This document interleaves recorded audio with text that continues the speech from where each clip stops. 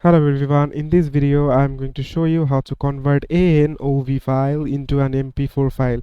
So the first thing we need to do is just open up an Adobe Media Encoder. We are going to import our media file into this timeline. Now we can do that by clicking on the plus icon and then going to locating your file. So mine is in the download folder here, and I'm just going to double click on my file to upload it. Now once you have uploaded your file, you need to click on the drop down at the beginning and make sure H.264 is selected like this, and click on the next drop down arrow, and I recommend settings this to match source adaptive high bit rate, and that's basically going to keep the same quality and dimensions as the original video file. And so once you are all ready, we can just go and press this green play button, and it's going to convert this video file into an MP4 file.